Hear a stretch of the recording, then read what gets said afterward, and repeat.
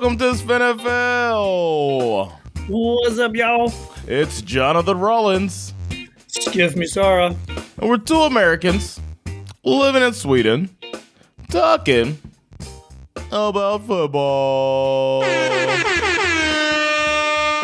Yeah, man. I'm feeling good, man.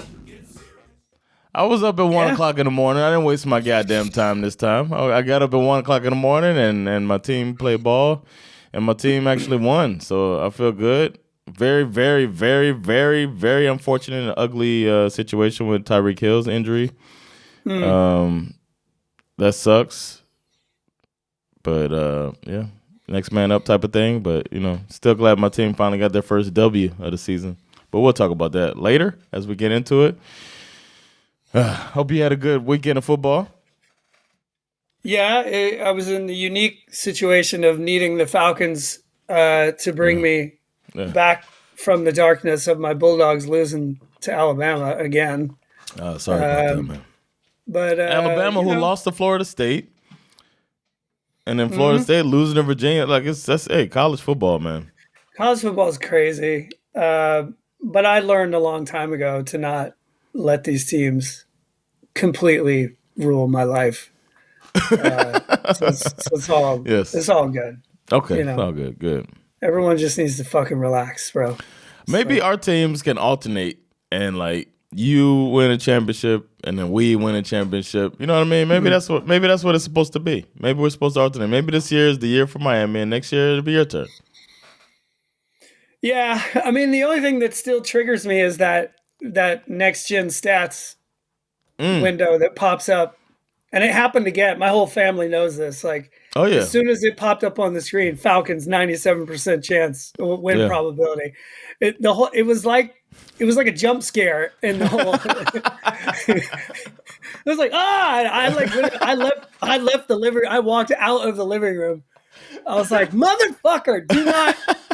Damn it. Are you at the point now where, like, with the family, do y'all now, because I remember you used to watch, you were watching Red Zone. Are you like full Falcons now, watching the full game?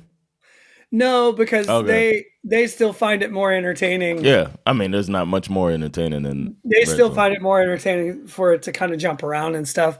Okay. Although part of the reason why I like, and we'll talk about it soon, is the games that happen in Europe. I usually wind up watching those games by myself. It's like 3:30 in the afternoon. I'm cooking. I'm watching the game. And I always kind of enjoy the opportunity to watch a single game because you can really just sort of lock in and and kind of. So it's fun. I enjoy that. I see there's a little tape head in you. Mm-hmm. A bit. A little bit of tape head in you. Good, man. The first game that we had was the Cardinals and the Seahawks, the Thursday night game. Yeah. Kyler Murray, man. He's that dude, huh? Well, by all accounts, this game was rather boring until it suddenly wasn't. The Seahawks field goal kicker, Jason Myers, pipes a 52-yard walk-off game-winning field goal to make up for having missed a 53-yarder on the previous drive. The Seahawks were kind of cruising. They were up 20-6 with like 6 minutes left to play. And then, as you suggested, Baby Yoda kind of flipped the switch and had back-to-back touchdown drives.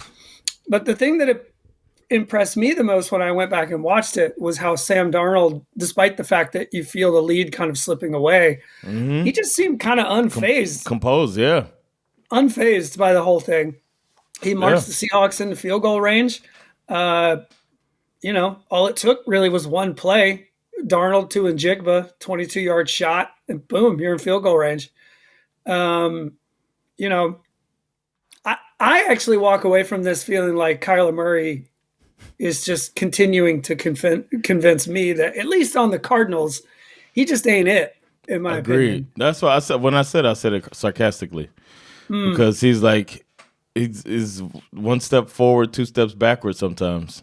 And it's like, but then he'll do something amazing, and then everybody, they remember the highlights, but they forget the album fillers. They remember the jams, but they don't remember the songs that the record label threw on the record. He's 27 for 41, 200 yards. He threw Yeah, 2 late fourth quarter touchdowns, but he also threw 2 two picks picks. earlier in the Yeah, game. So, you know, I yeah. don't know. I think the And then Cardinals it are. feels like they can't activate Marvin Harrison. They got him okay this time, and they were really focusing. Oh, and shout out to their jerseys. Did you see like they're having these jersey things, these rivalry jerseys? Yeah. I really like theirs because I was like, damn, he dirty already. I kept thinking people were dirty because they have like this splash. It's like desert. Like everything is a theme for the team, and theirs was like desert. So they had almost like sandstorm stuff on their Cardinals jersey. And the Dolphins was nice too last night. I've seen all the rivalry jerseys. I dislike most of them. Okay. With the exception of I do like the Cardinals one's okay. I like the Miami one. Yeah. But most of them I think are kind of ugly, but I don't know. That's I got opinions. What do you want? Yeah. But yeah, it was shout out to Sam Darnold, man. He's a Speck candidate. Yeah, speaking of teams that could use a Sam Darnold, let's talk about the Minnesota Vikings. Oh, wait, you had Sam Darnold. Yeah. Yeah. I mean, I feel like that conversation is going to have to be had at some point. Yeah. This was dope, obviously, live from Dublin. Yeah. First NFL game in Ireland. They got a good game. The Steelers were in complete control for the majority of this game. Yeah. They ran the ball pretty well, despite not having Jalen Warren. Kenneth Gainwell looked really good. Yeah. Former Eagles running back. And then when Rodgers hit DK Metcalf on that little quick slant that he took 80 yards to the house, like a runaway freight train with no brakes. You know what I mean? It was like nobody. He got like 10 steps, and I was like, oh, there were tons of Vikings players in the picture. I was like, oh, no. No, he gone. He gone. He gone. Yeah. I was saying the same thing. And I was like, I mean, I didn't have a horse in the race at all. You know, I like both teams. And I was just like happy for Ireland. They got a good, and then Ireland in general, who's been kind of that small country that's representing right now in on the world stage of like kicking it back against the world and all of the stuff that's going on. I was like, I'm rooting for Ireland, man. I like them, and they got them a good football game. The other thing that was kind of cool about this game, I mean, also because it was especially for the football neutrals, the fact that the Vikings did kind of get off the mat and turn it into a close game at the end. Wentz throws for 350 and a couple of touchdowns, also 2 picks. Too dumb. The Vikings O-line gave up 7 sacks. It was just ugly. But the unique thing about this particular game, as an international game, was that because you've been and we've all seen it on TV. You go to these international games and it's just like it's a patchwork quilt of all 32 represented in the crowd. But in this game, because of the Irish roots that the Steelers have, based on the way they were reporting on it, it was like 60 to 70% Steelers fans. Yeah. In the crowd. And that's kind of unique to take the game abroad. And you already have, because I mean, think about how much they've been trying to jam the Jaguars down the poor people of London's throats. For what? Over 10 years, they've been trying to say, they're the team of London. And London is like, nah, we don't want it. they look at that. They look at the Jags like we look at their food. Yeah, exactly. I'll pass on that. Yeah, but this felt for real because they have, what was it? One of the, like, the father or one of the Roonies was like, his family immigrated from Ireland. One of them was like an ambassador to Ireland from the U.S. at one point. So it's like they got real roots there. So it made a lot of sense.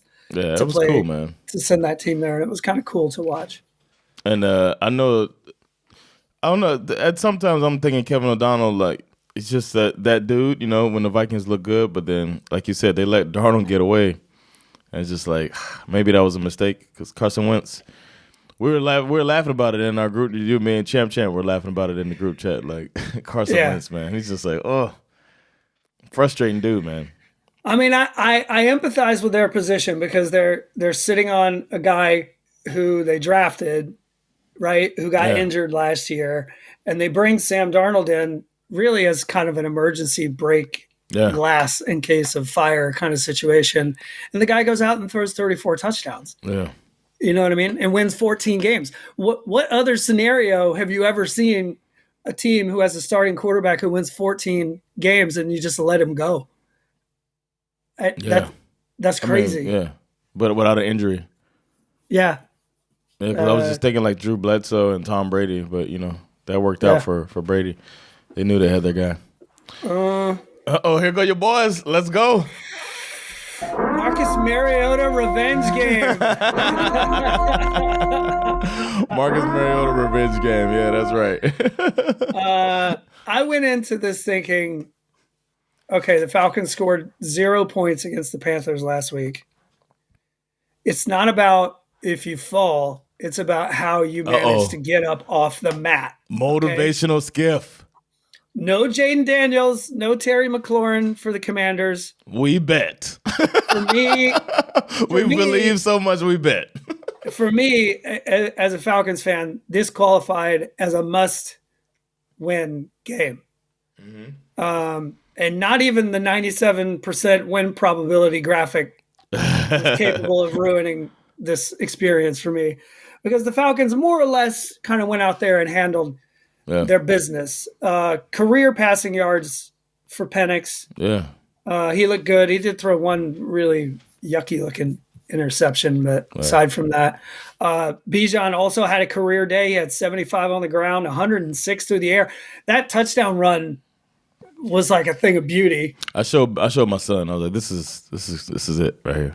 Yeah, the way he was like, even my family was like, "Oh shit!" I didn't realize he was that good. Oh, he's that good. The jukes, the breaking the tackle, and then the somebody in heaven has sore thumbs from messing with on their joystick. Somebody was hitting all of the buttons, man. L2. Somebody bought some tricks, man. Yeah, it was nice to see. Falcons had over 400 yards of total offense. Yeah. And while I am happy that we won, you're supposed to beat the Marcus Mariota led. Marcus Mariota? You're supposed to win that game. Yeah, they did. My only reservation is that I need to see it again. Show me that this is who you are. Next week or the week after. Next week we're on a bye, and then we play the Bills. So I that's a game we have no business winning. If we can come out and give them a fight, and we'll get to that in a minute. The Saints did give them a bit of a fight for the majority of the game. I was very encouraged by what I saw. Kyle Pitts looked great in this game. Drake London was going off in this game as well. Give Zach Robinson his flowers, right? It's interesting. I don't know what to make of it, to be honest. You were complaining about him. I had pretty good reason to complain about him. I'm just saying, we can still give him his flowers when he does do his thing. Again, I need to see it again.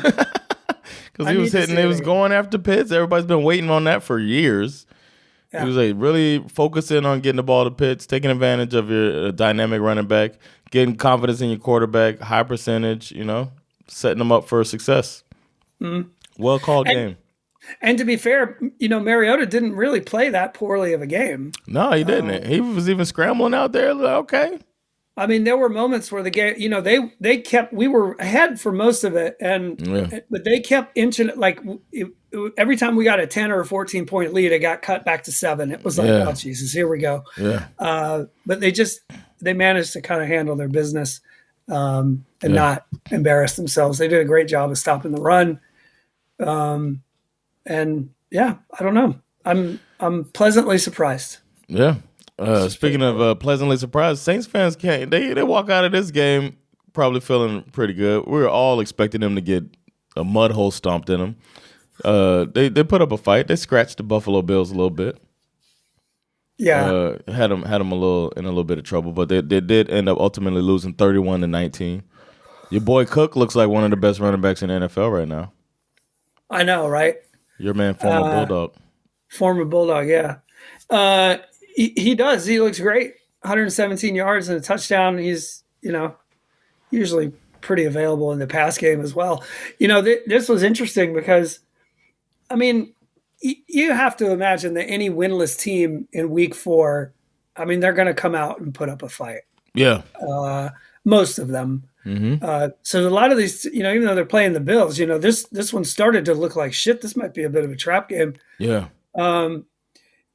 But, the moment where they had essentially the funniest play in the game was this moment where the Saints, could have taken the lead. They're in the red zone. It's a reverse play. Yeah. It winds up in the hands of Chris Olave, who attempts to lob this little mini. It's like a pass that looked like a mini punt that he was trying to throw to Spencer Rattler. Yeah. What's it called? The Philly special? Yeah.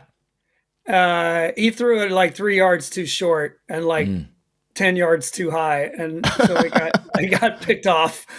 And that was pretty much like, that was the moment where you were like, oh shit, the Saints. You know what the Saints really missed in this game? What could have actually won them this game? A different coach? Besides a different coach, had they had Taysom Hill. Oh yeah. If Taysom Hill was available for this game, this is the kind of game the Saints would sneak out a win. I don't think he's played at all this year because I think he's recovering from some kind of an injury. Oh, okay. I was gonna say, but you have Taysom Hill in this game, and I think they might have shocked the Bills in this one. The other thing to keep an eye on is the rumors about, as the Saints continue to collect these L's, the rumors that Alvin Kamara could be on the trade block start to heat up quite a bit. Well, any good running back on the trade block, they go to San Francisco. That's just the rule, right? Right. Yeah. It's just kind of man. One shocking result was the Detroit Lions putting up 30. Not beating. I knew they were going to win. They put up 34 on the Cleveland Browns, who had the best defense in football. Well, no thanks to Joe Flacco, but still, when you see that 34 against the Browns, it's a powerful offense on the other side. I mean, Joe Flacco played terrible. I was waiting to see the young buck come in there. That one interception that he threw, I guess he was trying to throw the ball away, like throw it out of bounds. Yeah, I think so too. I'm not really. It sort of seemed like what he was trying to do, but he threw this absolute rainbow into the arms of a Lions defender, like in the wide shot. He was literally the only player in the frame. It was like, what is happening right now? Flacco looked terrible. Obviously, the Lions, best defense versus best offense. The offense won this one by a mile. Gibbs was amazing. Amon-Ra was unstoppable. The one bright spot for the Browns is Quinshon Judkins looked great. Yeah, exactly. But it appears that this magic they managed to conjure up a few years ago with Flacco. Yeah, it's done. The bag is empty. I don't. He's already. Stefanski is obviously fielding questions about when we're going to see. Dylan Gabriel or Shador. It's a valid question. You know what's crazy is like I've never seen this before where the media is waiting for Dylan Gabriel to come in because when he comes in, then we can have the distraction of the backup. You know what I mean? They're waiting on it to be a little bit of a juicy story of is Shador gonna overtake Dylan Gabriel? Is he looking over his shoulder? They want to get Flacco out of the way, and now it's they cannot wait for that soap opera. They love it. It's about that time, man. But hopefully, Dylan Gabriel, I thought he looked okay in the preseason, but it's preseason, so we'll see when the players start coming after him. Mm-hmm. My new favorite name is Quinshon Judkins. That's a fucking great name. But he was out there. He put up 82 yards. He's good. He's a good runner. I like him. But the Lions just rolling along, and the legacy stamp we talked about before the season. It looks like it might be coming down for Dan Campbell. We'll see how the season turns out. Speaking of stamp, the Patriots put a stamp on the Panthers, who came in with a lot of momentum after blanking your guys last week. So we're thinking, all right, if they did that, there's no way they're gonna get blown out by the Patriots. No, Patriots said no, we're gonna blow them out. Panthers look like the Panthers of old. When it's not a rivalry team that we're used to, we can't do shit. And the Patriots beat a mud hole into them. I cannot believe the Falcons could not manage to score a single point against this football team last week. That's crazy. You know what's crazy? If you go into the team comparisons on this thing, the Panthers had more first downs, more total yards. They ran more total plays. They committed fewer penalties, and yet they got their doors blown off by the Patriots. I mean, the one point. metric where they were bad, like really bad, was had the ball longer too. Time of possession. Third down efficiency. They were terrible. They turned the ball over on downs at least twice. Well, they almost equal though. The Patriots they were 33% on third down. Yeah, and they're like 30. The Panthers 5 for 14. What killed them was the special teams. Obviously, the Panthers gave more up than 30. They had better third down efficiency. Panthers gave up a punt return for a touchdown. Nearly gave up a second one. Yeah. Bryce Young gets benched in the third quarter, replaced by Andy Dalton. Yeah. I don't feel very good about the job security of Dave Canales. Yeah, same. I don't feel very good about Bryce Young. They are really, really, really close to blowing this whole thing up, considering who the owner is. Considering the owner. Yeah, man. Yeah, I was because when I look at the stat line and all of the stuff, it doesn't feel like a 42-13. But then that's when it comes down to coaching, man. And some of it, when I was watching some of the game, I was feeling some of that frustration I feel with the Dolphins of like getting there on time and, just looking like a cohesive unit as an offense. I was feeling like that watching the Panthers on offense. Like it was just kind of frustrating to watch sometimes.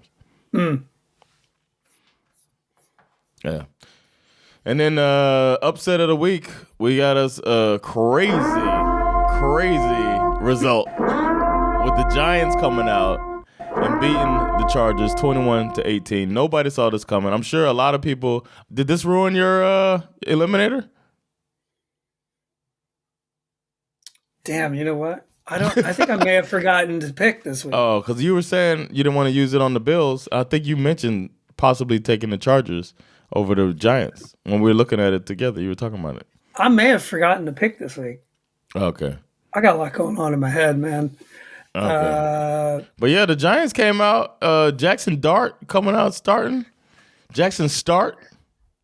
And there's so much media hype around it that it's like, come on, relax, everybody. Pump your brakes.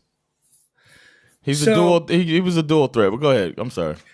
The thing that you have to know about Jackson Dart, I watched him quite a bit in college because he played in the SEC. He played for Ole Miss. He is the kind of quarterback that you would cast in a movie if you were looking to cast a quarterback. Yeah. Like he's just, and also with a name like Dart, it feels like this kid was born to play quarterback. Yeah. He's a fucking doer, man. He both him and Cam Scatterbo, I think they have the same, they've got the same DNA, you know what I mean? Like they're just born to play football. It's not like he had a great game per se. He only threw for just over 100 yards and a touchdown. He rushed I think he scored the first touchdown of the game. Yeah. Very smart. You could see right away what Dayball had told him to do. He basically just said, look, first read, if it's not there, you know what? You could look for your second read if you want to, but fuck it, just run. Yeah. You know what I mean? Because you saw a lot of that from him, which you don't really see from Russ anymore. And I think really the game plan was we need to make this kid look as different from Russell Wilson as possible. If we're being honest, the Giants defense is probably more responsible for this win than anyone. Yeah. The Chargers O-line took a massive hit in this game. They were already without Rashawn Slater, who got injured, for the year a couple weeks ago. And now Joe Alt is out with a high ankle sprain. Yeah. That and the Giants' desperation for a win resulted in Justin Herbert being under pressure for almost every snap of this game. Yeah. I mean, It they looked were like just the Texans. bringing the house. Yeah, it looked like how Houston can look sometimes. The only bright spot for the Chargers was Amari and Hampton, Yeah, who on my looked fantasy amazing, team. Yeah, and Quentin Johnson. Continues to essentially prove. Yep. At some point you kind of have to trust what the team is trying to tell you. Yeah. And what they have been trying to tell us since week 1 is that Quentin Johnson is their number 1 wide receiver. Yeah. Period. As much as I want it to be my man, former Bulldog Lad McConkey, it ain't. Yeah. And the NFL wants it to be that as well because he's fun. Yeah. I don't know how worried we should be about the Chargers. Time will tell. Yeah, I don't know. I don't want to jump to rush to judgment, but I think the two we'll get it to the other Harbaugh later, but I think both of the Harbaugh brothers may be dealing with some pretty serious injury issues surrounding their teams that could potentially derail their season. But we'll see. It's a little too early to tell. Oh, bad news for the Giants in this game. Malik Neighbors is done for the year. Yeah. ACL injury, running a route, tweaked it. Yeah, obviously non-contact. People are out here talking about that turf at MetLife Stadium. Yep. It has been the, assassin of many ACLs and Achilles and hamstrings and Achilles in this league. What's the name spoke out about it? Odell Beckham. Yeah. He said, like, y'all say you care about the players, make every team have grass. We've talked about this before, too. And the other thing that doesn't really help their argument very much is that, they're going to put in all these stadiums are going to be outfitted with natural grass for the World Cup next summer. Oh, really? So they can do it. They're just not. They can do it. They just don't want to. It's insane. It can be done. They're just not going to. It's fucked up. But that's a rule for, World Cup. That's a World Cup soccer. You cannot play. Yeah, on turf. You can't play on artificial turf. It's just not a. Wow. The best player in football. Let's check in on our guy, on the Baker himself. I've looked at some metrics on this guy. I mean, he throws a lot of touchdown passes. Yeah. But do you know that he's in the bottom 5 of completion percentage? Hey man, you can't do it all. You got to put your team on your shoulders. There's not going to be any Baker Mayfield slander on this podcast, Skip. Okay, well, but let me tell you one thing where he did make a mistake, and it was before the game even started. Baker Mayfield made a miscalculation before the first snap was even taken. Okay. Baker threw a little shade on the Eagles in the days leading up to the game. Oh, Lord. The Eagles apparently traveled down to Tampa Bay a day early to try and get used to the heat and the humidity. Smart. Baker kind of scoffed at this idea in an interview, insisting that it would take more than a day to get used to the swamp-like climate of South Florida, right? Which you and I know about. Yeah. While also claiming that they were going to run the Eagles ragged in an effort to tire them out, right? Mm-hmm. Now, Baker's logic does track in some ways. You and I know how hot it gets down there. Yeah. The Eagles are rolling in from Philadelphia. Yeah. But Baker did seem to forget that this Eagles team has so much dog running up and down the spine of this defense. Used to that shit. Davis, Jalen Carter, Keely Ringo, just to name a few. These boys do not need to be told how to play in hot, sweltering southern conditions. Am I right? Yeah, you're right. I saw somebody tweeted about it or something, or one tweet or Twitter or Blue Sky or something like that. I saw somebody posting how come the Eagles aren't succumbing to this weather? Exactly. Like they got a bunch of Georgia boys on the squad, man. The defense was swarming. They blocked another punt. Hey, that's what. Hey, we gotta hats off, man, to these special teams coaches. I mean, the Eagles were running away with this game. And until the Bucs mounted a second half comeback. So, credit to them for getting off the mat and trying to keep this close. But for the majority of this game, it looked like I heard somebody yesterday describe the Bucs as like NFC South great, but NFC good. You know what I mean? Yeah. And it's like, well, you're great in the South, but up against the rest of the league, you're just good. Okay. Which was kind of interesting. Yeah, it might be all it takes. The NFC, but the NFC is just strong now, man. Yeah. I don't know. I don't know what to make of the other side of this conversation. Is, the Eagles are such a weird team. Like the way their offense functions, I guess, is probably the best way to put it. Is like, I mean, they've this ongoing saga with not throwing the ball to AJ Brown, and then he's tweeting about it. I don't know. I don't know what to make of it. We won't. We'll never know. I will say that Nick Sirianni is an absolute fucking lunatic, and he is like the perfect. Yeah. He may not be a good coach, but he's the perfect coach for Philadelphia. Like the way you see those shots of him like on the sidelines, like talking shit to Baker Mayfield. Like he's like yelling at Baker Mayfield in between plays. I didn't see that. And I don't know what he's saying to him, but I assume he's like, "You ain't shit. You ain't fucking shit."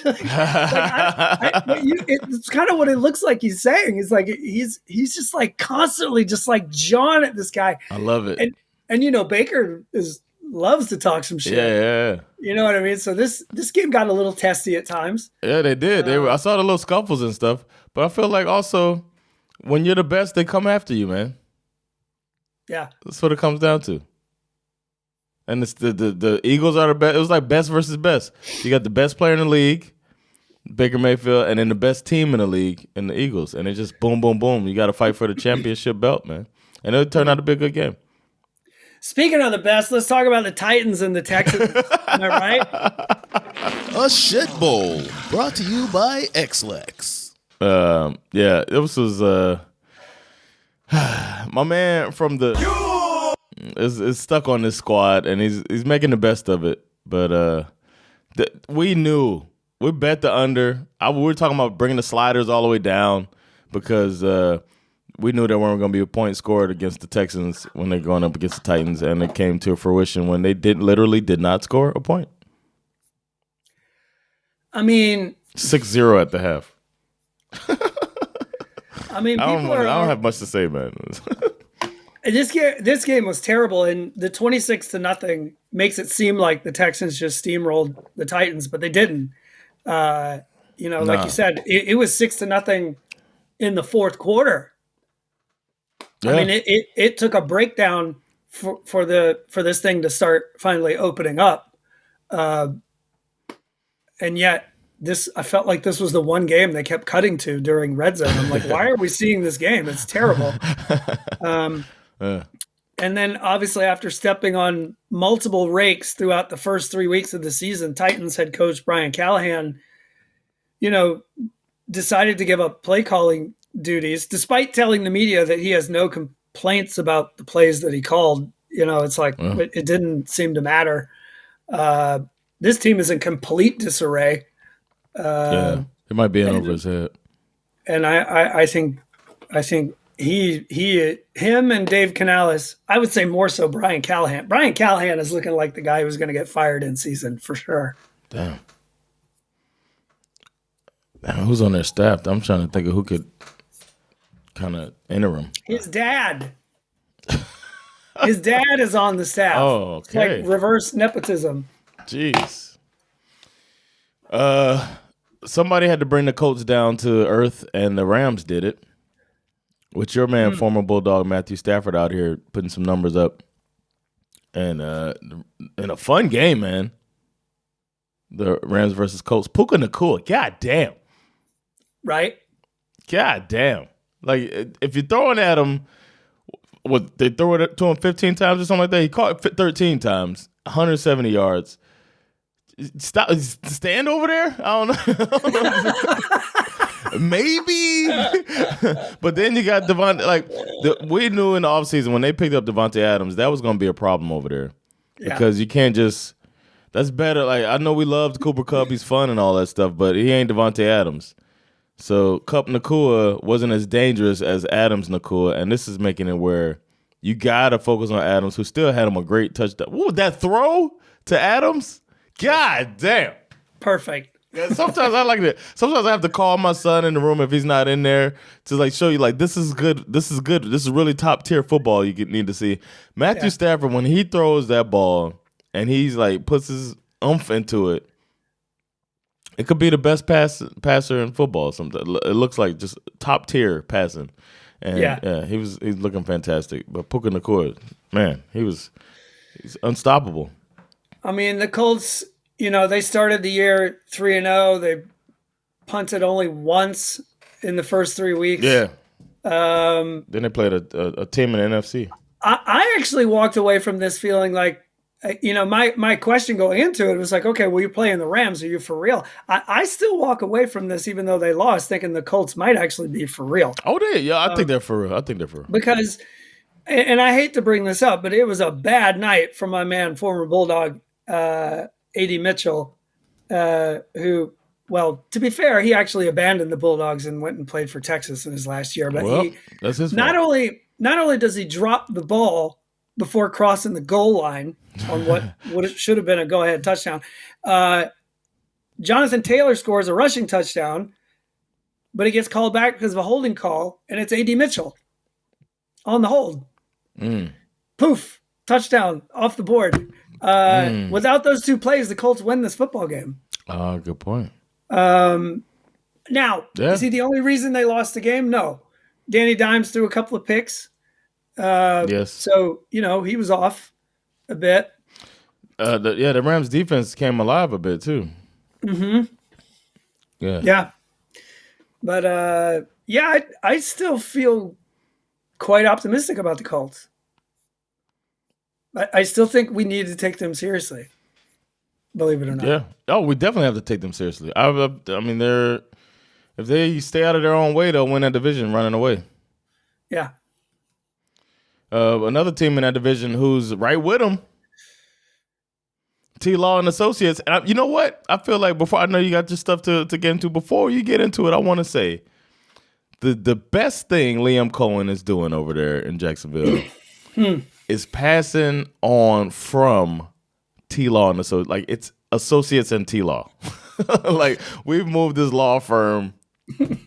We've moved on. We've got new leadership. You know what I'm saying? Like, it's not all what can Trevor Lawrence do for us anymore. It's throw the ball 30 times, and win this game in another way. Let our running game and our defense, let's do it a little more old school than putting it on the shoulders of a guy who's just doesn't want it. Yeah. I mean, interestingly enough, T-Law had thrown a pick in 6 straight games going into this one. Yeah. But he managed to stay clean. This is probably one of the more surprising victories of the week for me. Yeah, this was, yeah. A punt return for a touchdown certainly helped. Yep. Yeah, because if it looked like the 49ers I don't know, I felt like they were going to pull away a bit, and then, the punt return. They certainly couldn't stop the run because Travis Etienne had, 124 yards and a touchdown on only 19 carries. I mean, he had that one huge 48-yard run.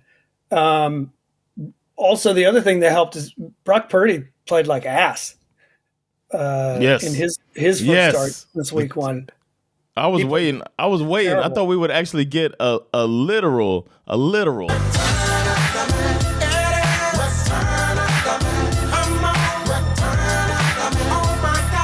But we didn't get that. We might have needed it. We could have used one, man. Yeah. 2 touchdowns, 2 picks. Not what you're looking for. He also got strip sacked at one point. Yeah. He was looking a little disheveled in there. Little surprised. They also, here's the other thing. T-Law had a lot of luck in this game too, because there were at least 2 picks that were just dropped. I was gonna say that. I was wondering if I was misremembering something, but I remember seeing some dumbass passes. I don't remember the second one, but the first one, the one I remember the most was Dre Greenlaw. Like, it was like right in there, and he's like all beating himself up. Yeah. Yeah. I mean, this is really kind of a fascinating. I mean, against all logic, the Jacksonville Jaguars are 3-1. Yeah. Yeah. I still doesn't make any sense to me. I feel like they'll come down to earth. I just feel like the Colts are realer than the Jaguars. I feel more confident in the Colts than the Jaguars. And if I had to pick right now, unfortunately, for our bet, the Texans are going to be out of it, and the Colts or Jaguars will pull out, and I'm going to have to say the Colts will probably win that division. But I would argue that, it is kind of between the Colts and this is how mediocre teams win bad divisions by getting off to a hot start. Yeah. Right. Good point. Yeah. Because when you play in a good division, you have to be consistently good all year. What happens if you start at 0-2 and everybody said that 0-2 teams just don't go to the playoffs? What happens then? Well, I would agree with that in most cases. But I think for me, it would come down to, sort of like what you always say, coach quarterback combo. Yes. Who is it? Oh, okay. Who are we talking about? I'm talking about Andy Reid and Patrick Mahomes. Oh, okay. In that case, I'm not worried at all. Okay. They came out, gangbusters. I mean, look, this looked like a totally different football team. Yeah. You got Xavier Worthy back. Yeah. Cooking. That seemed like the infusion they needed. Yeah, it did. Steve Spagnuolo had this defense flying all over the field. You held Lamar Jackson to under 150 yards passing. Derrick Henry to under 50 yards. He had 42 yards rushing. Yeah. But he prayed. He prayed though. He did. He prayed. Well, he didn't fumble. Yeah. Okay. So maybe focusing on not fumbling. So God, most people don't realize God is. He giveth, but he taketh away. Well, he's a bit of a trickster. You know what I mean? He's like, you prayed to not fumble, but you didn't say anything about going over 150 yards. So fuck you, Derrick Henry. God's he's a little fucker like that. You gotta be careful, man. You know who looked good, doesn't show up on the stat sheet? This is Tyquan Thornton, man. Don't be surprised if Tyquan Thornton comes on at the end of the year, man. Yeah. I was like, and then Hollywood Brown looked like their receiver corps started looking insane at one point. Yeah. And then this is no shade to the Ravens. Ravens they'll be all right. But this was just like, oh shit, Juju Smith-Schuster, everybody getting up, like this is off. They just came alive, man. This team looked alive once Xavier Worthy's speed was back. I'm actually not so sure I can agree with the statement that the Ravens will be all right. You don't think they'll be all right? Well, the reason why I say that is because I'm pretty sure they have at least 7 or 8 starting defensive players who are now officially injured. Yeah. They have lost. I think Matabuke is done for the year. I just saw that headline this morning. Roquan Smith, former Bulldog, he left this game. There were probably 3 or 4 other guys who had to leave this game. They may be what happened to the 49ers last year. This feels like what's happening to the Ravens right now. So I wouldn't, as much as Lamar Jackson, Derrick Henry, we're all used to them having these like superpower like abilities. But you start losing, they have given up the most. The Ravens are the worst team in football as far as points allowed on defense. Damn. For 4 weeks. That is not something you expect with the Baltimore Ravens. They are number 32 in points allowed. Yeah, they've given up 40 plus twice, and then the times they didn't, it was 38 and 37. God damn. They are number 32. Oh, no. 40 plus once. The 41, 38, 37, and then 17 against Cleveland. The Ravens are in trouble. Yeah, shit, I take back what I said, man. I'm glad that wasn't a take. That wasn't a take. what I'm saying. I just wanted to be known. Oh, also, before we keep going, I want to give a shout out to one of our listeners, Alfred, who's been doing our.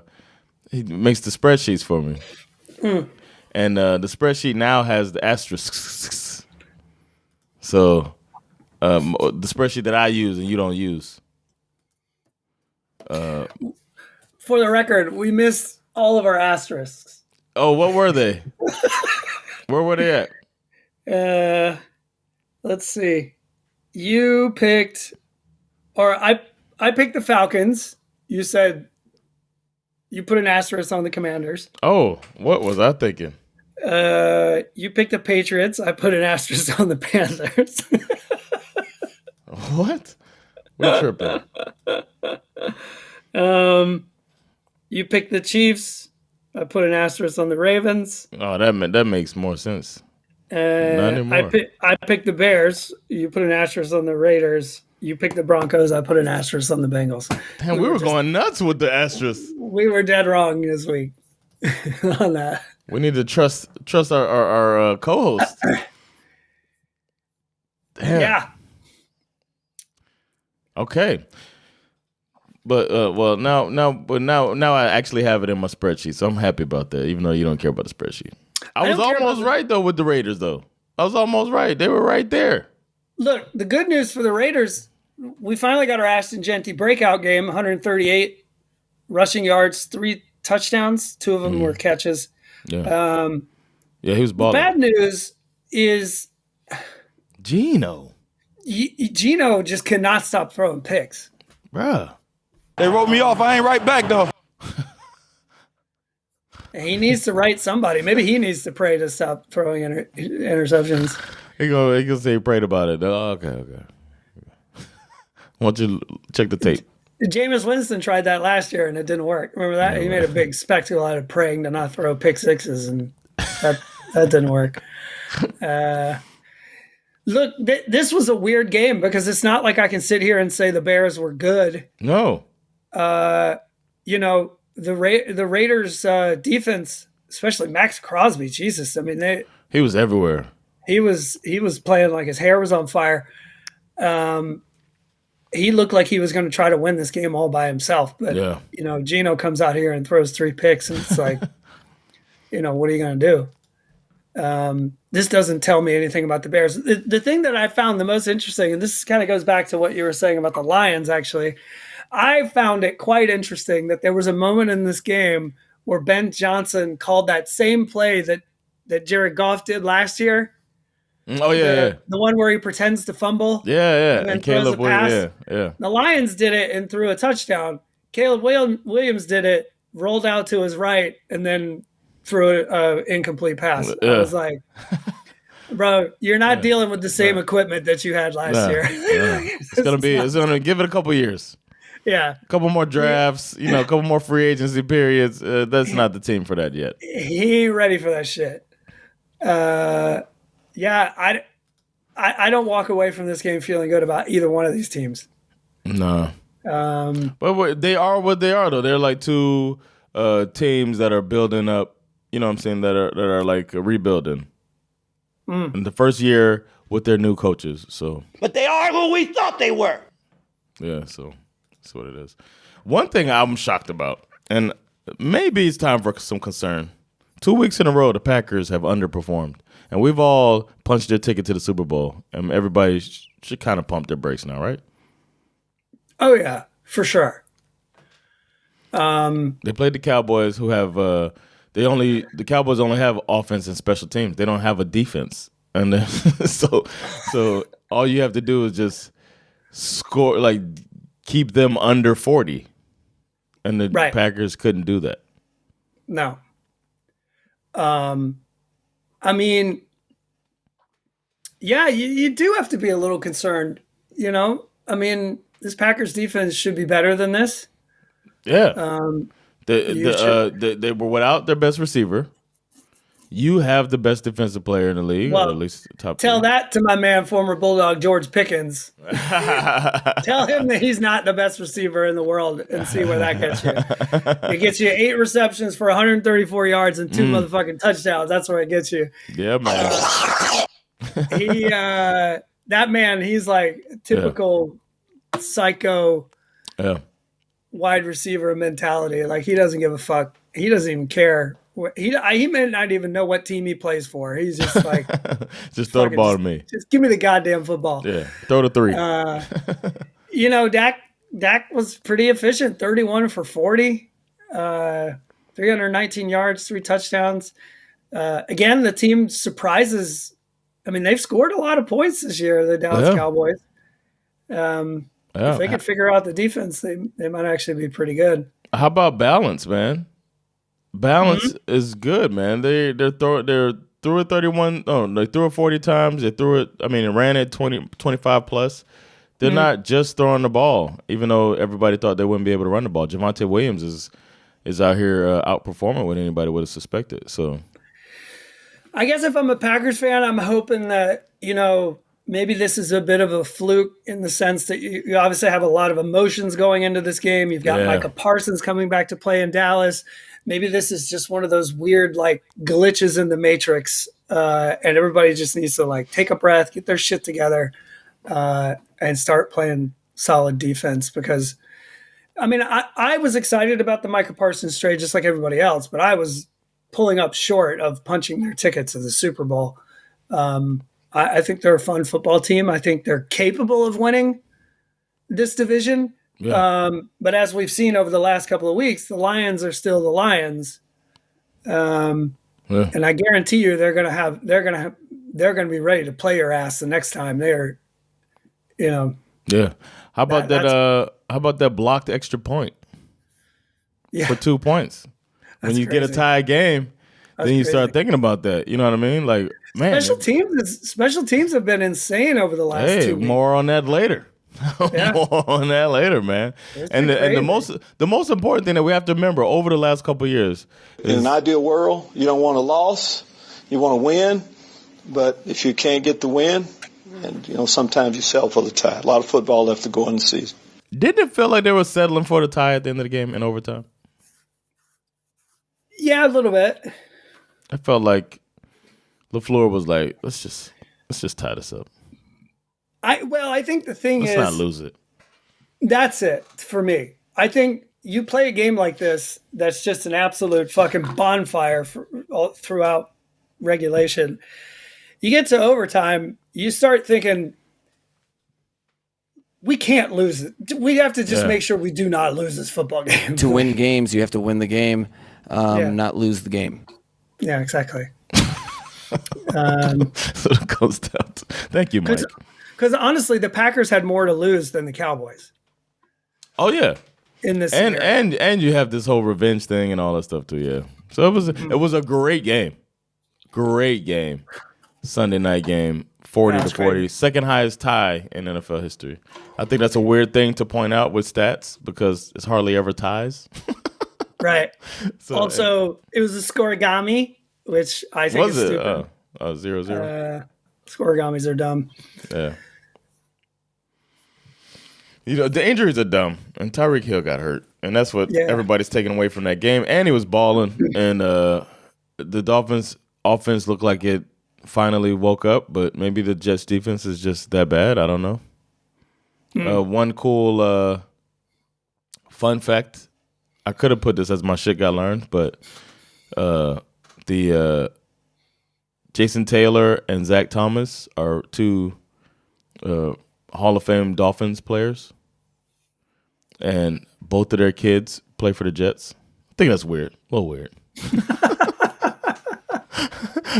And Jason Taylor's like married to Zach Thomas's sister, and it's all weird, man. Wow. Yeah. So, a lot of connections there.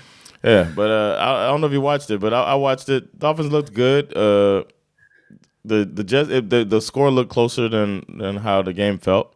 Jets were always like multiple scores behind, and then they finally pulled it in. And if Tyrod Taylor's in the game, it's a much closer game. I don't know. I feel like Justin Fields just ain't it, man. He did have a sick run for a touchdown. Right. Did you see that? I haven't seen it yet. Oh, he gets flushed out of the pocket. He gets in trouble. It was 4th down, I think. Play breaks down, and then he just runs like he's reversed the field as you're not supposed to do. and jukes everybody out and just runs away from everybody and scores a long 50-yard touchdown or something like that. But he has the same problem that Kyler Murray has, which is that he'll make this one play that everybody can't stop talking about. Yep. And it completely makes up or puts this blanket over the fact that there's all these other things that he just can't do as an NFL quarterback. Yeah.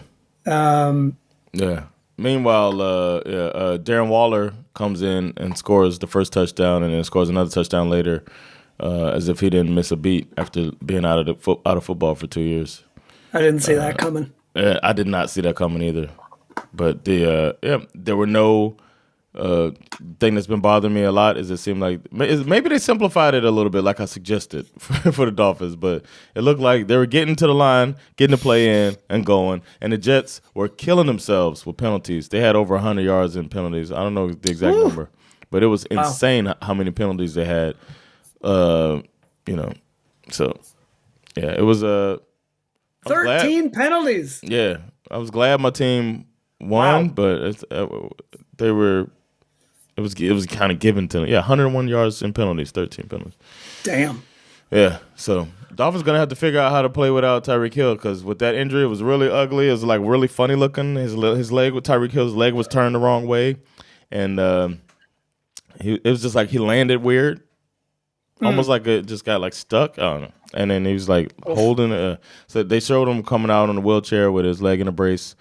They said dislocated, so we'll see how long he's out. But the Dolphins are gonna have to. They looked good without him too, but it's just gonna be a different offense without him, obviously. Yeah. Speaking of dislocated, Bengals, man. God damn. I mean, did you expect anything different though? Like that Denver defense, they came out and showed why they're a top 3 defense. Sure.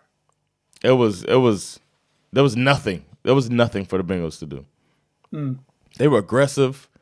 It was they were you're gonna call this or we're gonna keep doing it. You know what I'm saying? We're gonna keep doing it until you stop calling it. It was they were that physical. You know what I mean? Where they just changed the level of the game.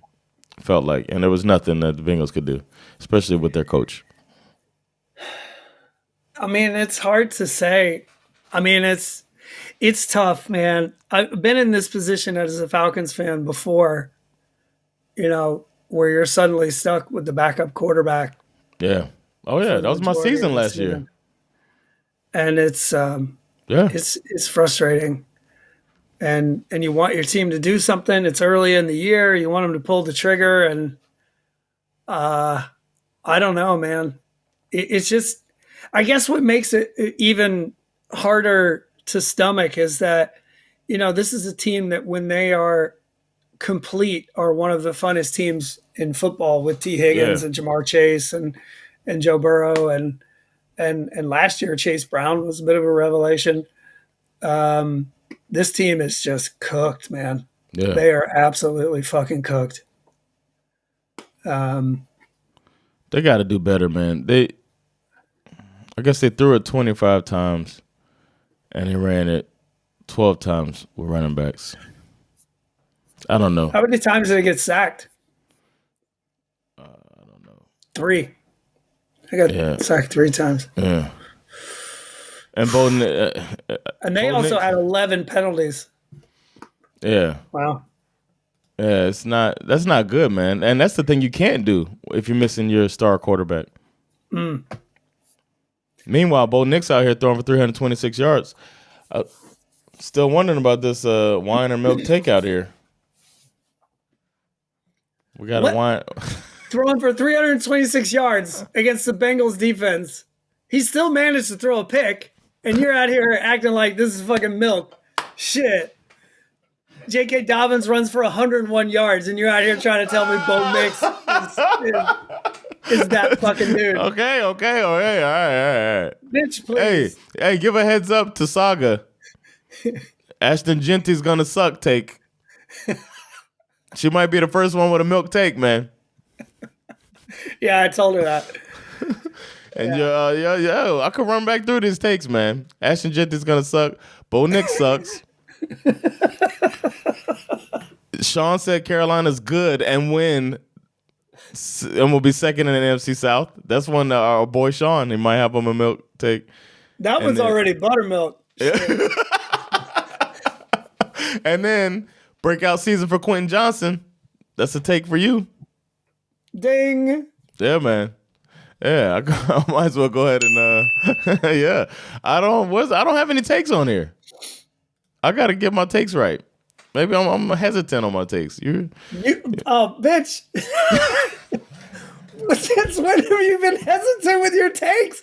I don't have it on the list. I got nothing on the list. Tell me what take. That's because you're the one making the list. All you got to do is put them on there. Nick Sirianni's a fake good coach. Just throwing it out. Hey, that's one you got on there. That's yours. That's true. I had a good one about Kevin O'Connell this weekend too. You wanna go ahead and put it up? What did I say? I said he might be the new Kyle Shanahan. Oh yeah.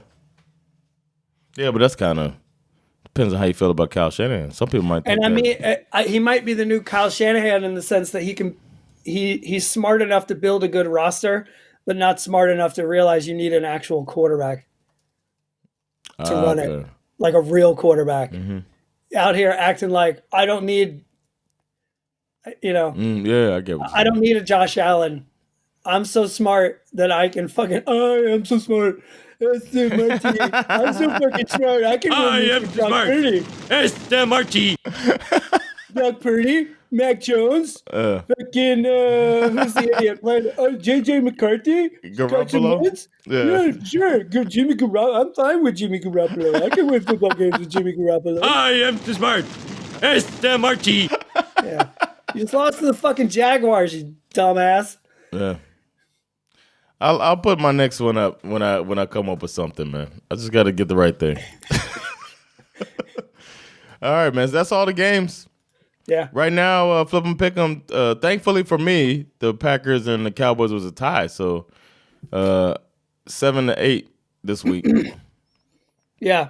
That we always count that as like nobody. That's just like nobody fucking wins. Like so right now I'm ahead 35-28, according to this. And the asterisks right now is 2-3 on asterisks. You're up on. You got 3 asterisks. What? No.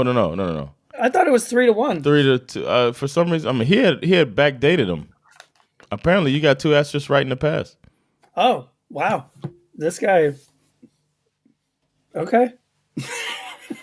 No, I'm sorry. I see how he wrote it down. I only have these from this. We have correct and incorrect. That's how he's marking them. 0 correct so far, and then we can go back and backdate them. Oh, I got that's what paper. Yeah, I'll put them in. I'll put them in there later. Hey, I just got the spreadsheet. Don't talk shit. It's 35-28. All right, I'm up. What you got for MVP?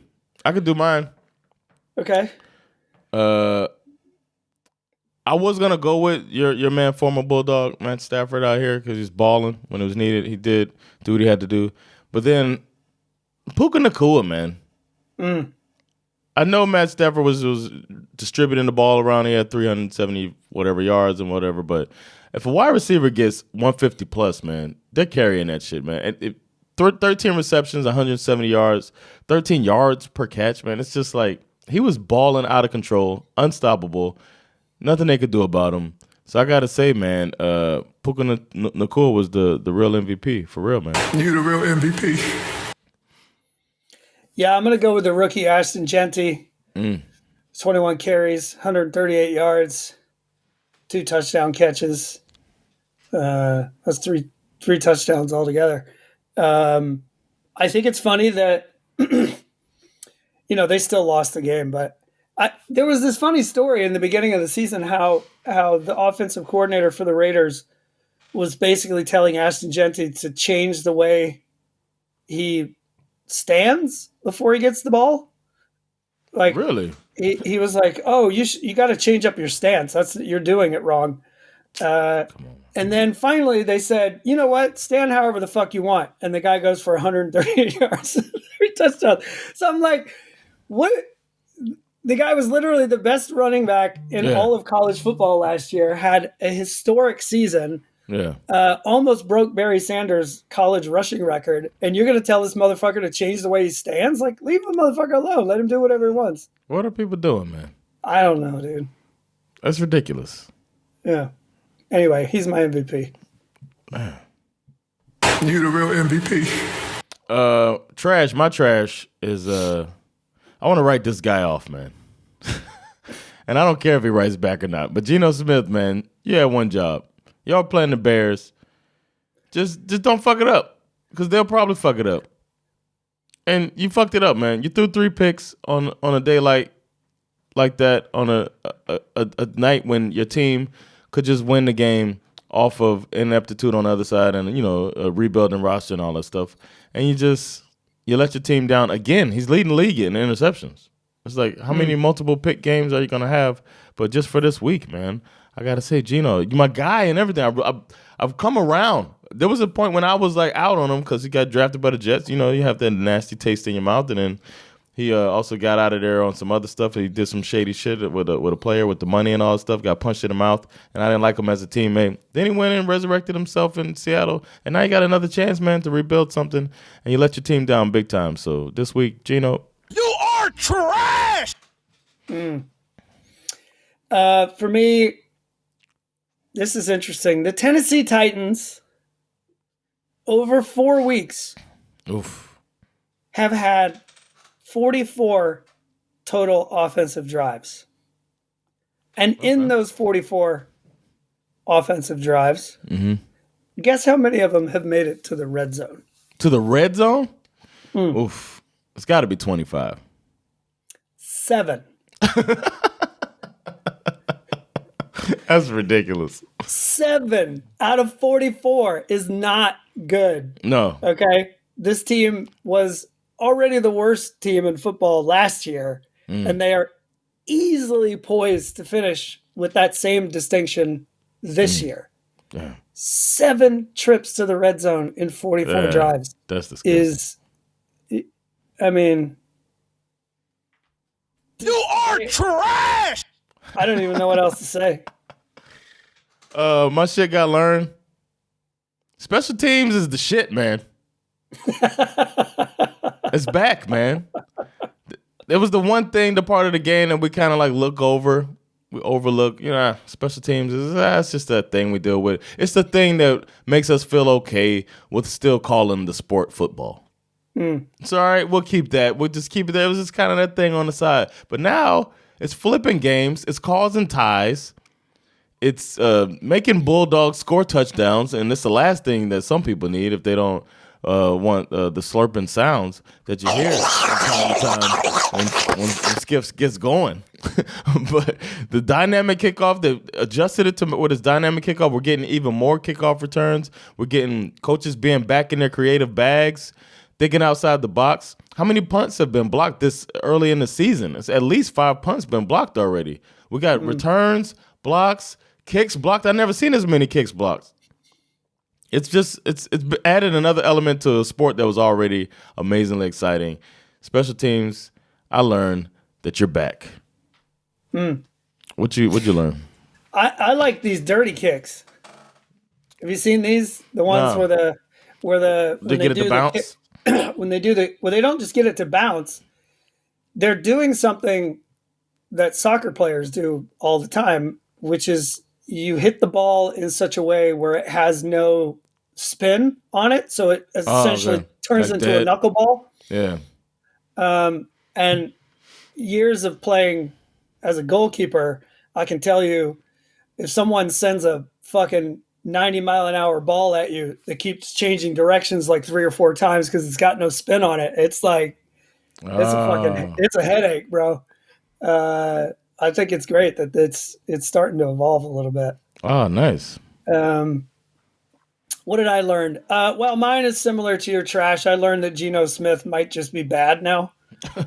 Only T-Law, Joe Flacco, Bryce Young, and Cam Ward have a worse QB rating. Damn, T-Law got worse? He's been sacked 12 times through 4 games. Jeez. He's managed to throw 6 touchdown passes in the first 4 weeks, but he's also thrown 7 interceptions, worse than the NFL, leads the league in interceptions. This is, obviously a reflection of the offensive line as well. So it's not all on Geno. However, I'm starting to feel like his time in Seattle was more of a reflection of the team that they built around him. Because Sam Darnold's looking pretty fucking good up there at the moment. I love Geno. I do. He's been a fun character for us to talk about. But in this case, I'm starting to think, dude just might be cooked.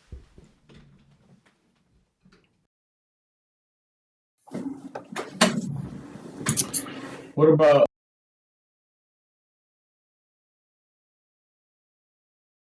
you got some Speck to put out there? I do. Ooh. Mark Twain. Ever heard of him?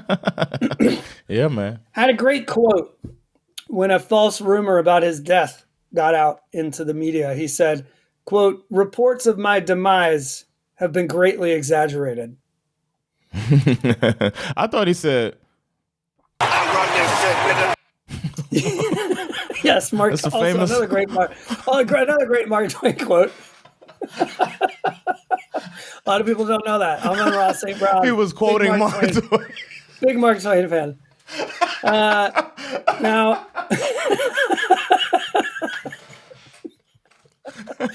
back then Mark Twain could have said that. Yeah, in trouble. Huckleberry fan, man. Huckleberry fan has got some quotes in there, man. They took it out, man. Now, I say this because the Chiefs had a pretty good week. Not only did their division rivals, most of their division rivals lost this week, but they also beat the brakes off the Ravens, who are supposed to be this Super Bowl or bust type team. They got the run game going. They got Worthy back, cooking with gas. The defense was fierce. Rashid Rice is going to be back in a couple of weeks. Mm-hmm. Oh, yeah. I mean, 6 weeks? He'll be back in week 7. That's just a couple of weeks away. Yeah. I've seen a lot of obituary hit pieces on the Chiefs over the first few weeks of the season, but I learned that the old rule still applies. You do not sleep on Andy Reid, Steve Spagnuolo, Patrick Mahomes, and the Chiefs. Put some respect on my name. Yeah, man. I'm 40 plus. You're 40 plus.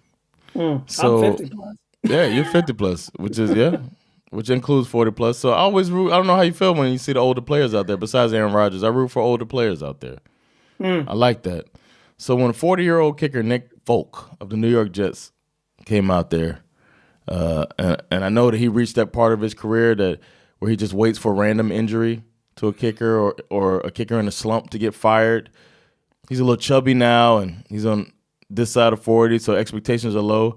But in a game when his rebuilding Jets team was struggling to put points on the board, old Nick got called out to boot a 58-yard field goal kick to help his scoreless team go into the half with some points on the board, give him a little bit of boost. And he rolled out there, and he booted it right through, made it across that bar, 58 yards. And then later he kicked another 50-yarder just to add into it, to his legacy. Old Nick Folk rolling out there, giving all us 40-plussers hope, telling everybody, all those young bucks out there. Put some respect on my name. Tell him to call Joe Flacco. Give me that talk. Yeah. Come on, Joe. I did it for Joe. The scariest AFC team, I mean, you nailed it with the Speck, man. I got to say it's the Chiefs. Mm-hmm. I mean, it should probably be the Bills, but they beat the Saints. I agree. Honestly, the Chiefs, because they now, got some of these guys back. Yeah. You watch them hand it to the Ravens. I almost called them the Raisins. The Raisins. You have to be a little afraid that they're back. Yeah. You have to be. I think the teams that are like creeping their way back in are kind of the scariest ones.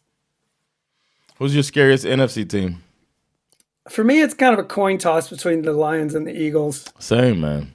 I would lean more Lions. I get this weird feeling that the Eagles are just like, it just feels like the bottom is going to drop out somehow. That was their whole season last year. There's so much all drama. the way to the Super Bowl. I know, but I just feel like that's not something you can kind of pressure. I don't think you can sustain that for 2 whole seasons. Yeah. I will say one of the things I liked about the Eagles this week was their ability to sort of evolve the tush push. Yes. Yeah. That's when all my questioning of Sirianni. That's when I step back a bit because that's kind of at that point you're kind of winning the argument, right? Because it's like if the complaint is like, oh, this play is boring, it's the same every time, and it's like as soon as you start to elevate and tweak it and evolve it, now it's a football play. Yeah. Now you can't argue against it. And to be fair, the people who were defending the tush push have a very real point. This is how football started. Yeah. It started very simple and it evolved from that. Yeah. And that's all this is. And they still can't be getting false starts overlooked. No, I agree it makes it harder for the referee. I think stuff like that that's when it's like, come on, man, you already got this thing, and now you're jumping offsides, and nobody's calling it. It's like, but I have to admire their tenacity to keep the play relevant and make the argument harder to make that it shouldn't be in the game. It's an interesting saga to pay attention to. I dropped the ball big time in the pigskin pick'em. I went 8-7 this week. That's the worst week I think I've ever had.